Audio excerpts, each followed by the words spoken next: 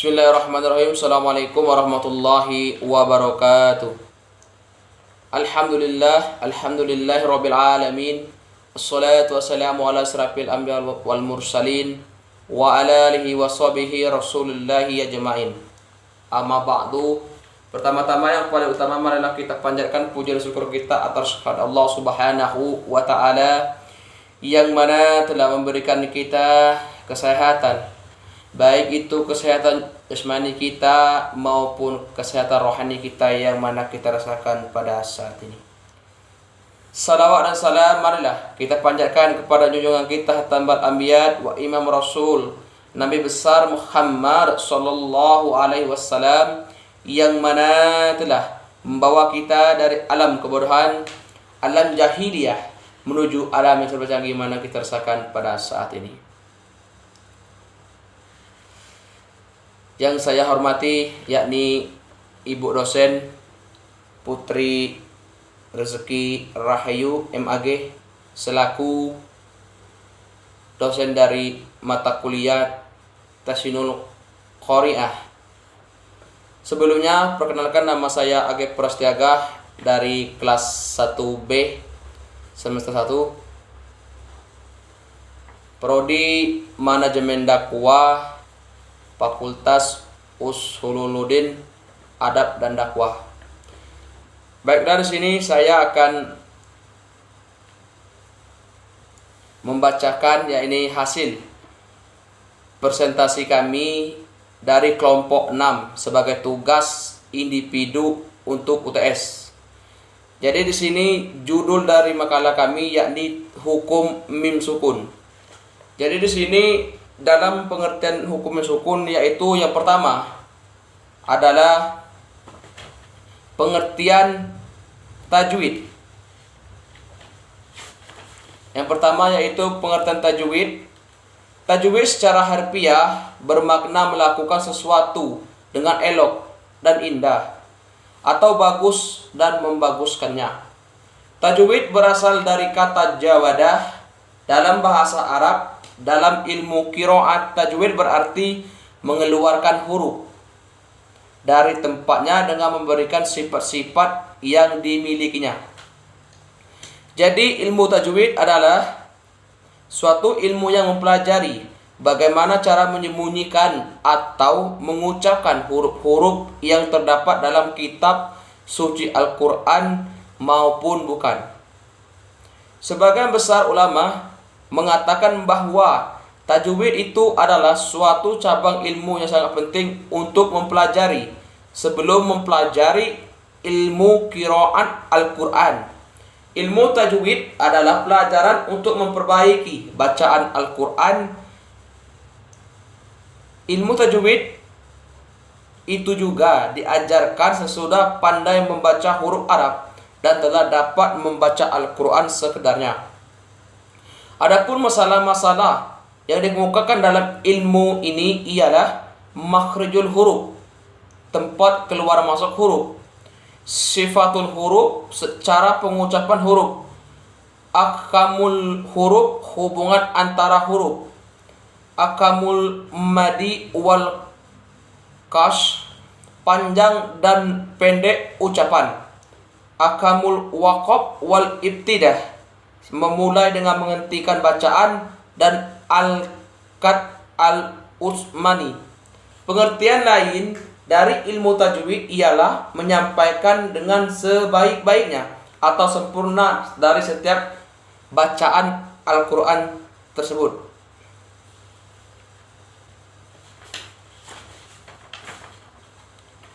Secara bahasa, tajwid berarti al-tahsin atau membaguskan. Sedangkan menurut istilah yaitu mengucapkan setiap huruf sesuai dengan makhrajnya. Menurut sifat-sifat huruf yang mesti diucapkan baik berdasarkan sifat asalnya maupun berdasarkan sifat-sifatnya. Sebagian ulama lain mendefinisikan tajwid sebagai berikut. Tajwid ialah mengucapkan huruf Al-Quran dengan tertib menurut semestinya, sesuai dengan makhraj serta bunyi asalnya. serta melembutkan bacaan sesempurna mungkin tanpa berlebihan ataupun dibuat-buat.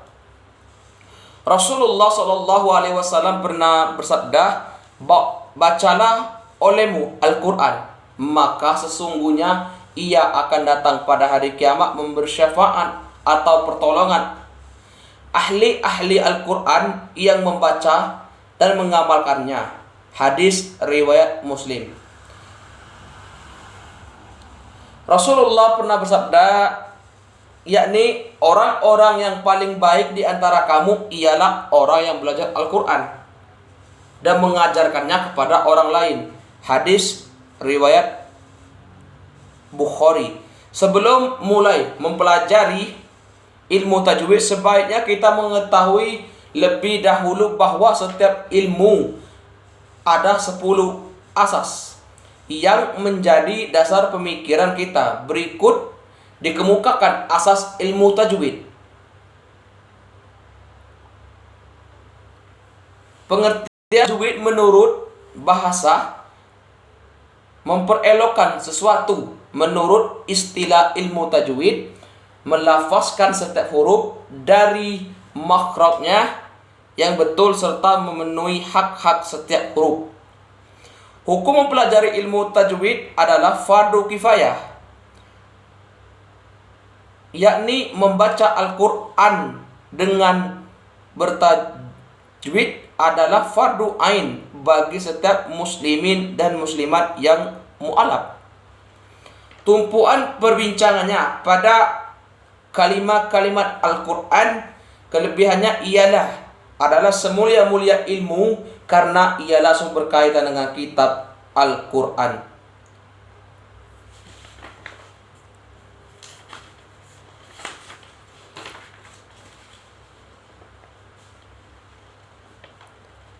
Faedah mencapai kejayaan dan kebahagiaan serta mendapat rahmat keridhaan Allah di dunia dan di akhirat insyaallah. Dalilnya dari kitab Al-Quran dan hadis Nabi SAW. Nama ilmu tajwid, masalah yang diperbincangkan mengenai kaedah-kaedah dan cara-cara bacanya secara keseluruhan yang memberi pengertian hukum-hukum cabangan. Lamatnya memelihara lidah daripada kesalahan membaca ayat-ayat suci Al-Quran ketika membacanya, membaca sejajar dengan penurunannya yang sebenarnya dari Allah Subhanahu wa Ta'ala. Yang kedua ini B. Tujuan dan keutamaan mempelajari ilmu tajwid. Mempelajari ilmu tajwid adalah agar dapat membaca ayat-ayat Al-Quran secara betul atau fasih, sesuai dengan yang diajarkan Rasulullah SAW, serta dapat memelihara lisannya dari kesalahan-kesalahan ketika membaca Al-Quran. Dan juga agar dapat memelihara bacaan Al-Quran dari kesalahan dan perubahan, serta memelihara lisan mulut dari kesalahan membacanya. Kesalahan dalam membaca Al-Quran dikategorikan dalam 2 macam, yaitu yang pertama, al-laknu al-jali, kesalahan besar atau fatal. Ada kesalahan dalam membaca Al-Quran yang dapat mengubah arti dan majali huruf quro. Melakukan kesalahan ini hukumnya haram. Yang termasuk diantaranya ialah 1. Kesalahan makhraj huruf. Biasanya terjadi pada pengucapan huruf-huruf yang serupa seperti ain dan hamzah, cha, ha, kho, dan ghain, dan tah, dan sebagainya.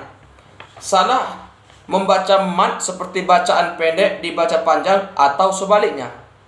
Dan yang ketiga, yakni salah membaca cahrokat seperti cahrokat di akhir kata sebagai menunjukkan jabatan kata.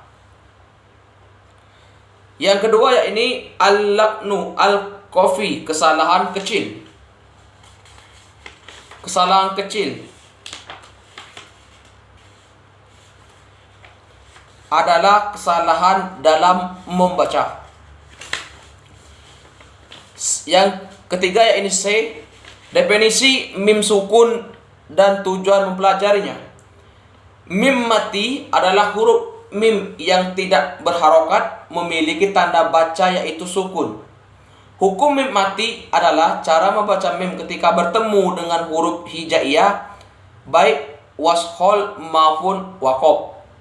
Mim mati apabila bertemu dengan huruf hijaiyah cara bacanya sama dengan hukum nun mati atau tanwin, ada yang dibaca dengung, jelas, dan pula yang samar. Hanya saja yang membedakan keduanya adalah terletak pada bibir. Kalau nun mati atau tanwin tidak melalui dua bibir, sementara mim mati melalui dua bibir. Yang sakin tidak dapat jatuh sebelum huruf mat karena akan terjadi pertemuan dua huruf yang sakin, dan hal ini mustahil terjadi dalam bahasa Arab karena tidak dapat dibaca dan diucapkan. Yang ketiga, ketiga yakni pembagian hukum mim sukun. Hukum mim mati dibagi menjadi 3 bagian, yaitu idgham, mislain, idgham mimi. Idgham artinya melebur atau memasukkan huruf sukun dalam huruf berharokat setelahnya. Idgham mislain apabila mim mati bertemu dengan huruf mim yang berharokat, cara pengucapannya harus disertai dengan guna atau dengung. Dengan memasukkan huruf mim mati ke dalam huruf mim sesudahnya, cara membaca mim ditahan 3 harokat.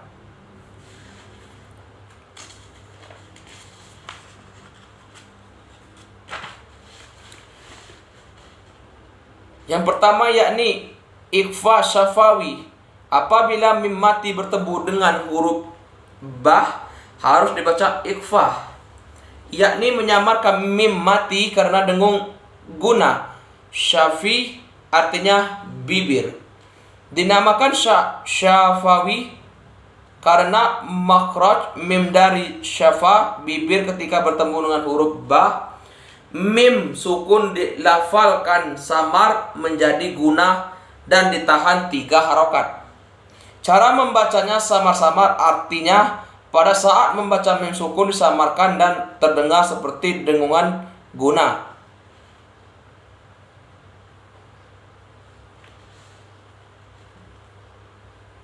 Contohnya yakni di sini Bismillahirrahmanirrahim. Rabbahum.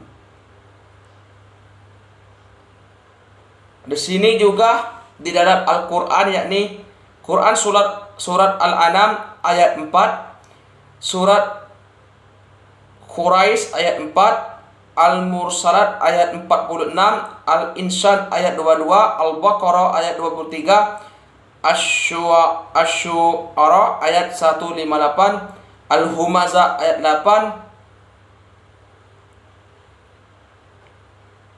Quran surat Al-Adiyat ayat 11, An-Nur ayat 4 ayat 64, Quran surat Hud ayat 89. Izhar syafawi. Jika mim mati bertemu dengan huruf hijaiyah selain huruf mim dan ba, cara pengucapannya tidak boleh dengung dan huruf mim sukun harus dibaca jelas dan baik. Perhatian, apabila huruf mim sukun bertemu dengan huruf waw dan fa, maka harus berhati-hati ketika membacanya, yakni dengan lebih cepat serta lebih jelas tanpa guna. Sedikit pun mim mati tidak boleh terpengaruh makhraj fa dan wun dan waw walaupun makhrajnya berdekatan atau sama.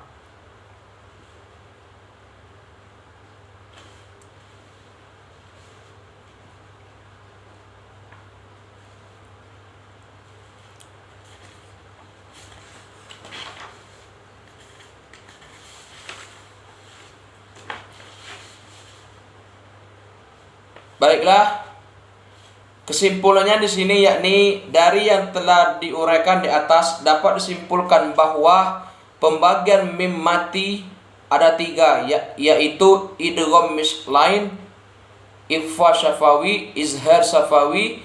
Idgham mislain adalah apabila mim mati bertemu dengan huruf mim yang berharokat, cara pengucapannya harus disertai dengan guna atau dengung.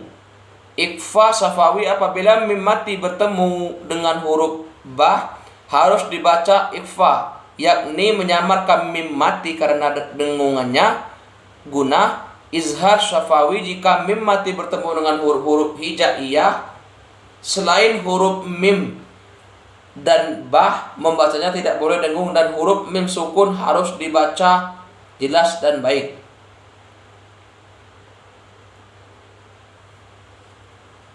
Baiklah, mungkin ini saja yang bisa saya sampaikan pada kesempatan pada hari ini.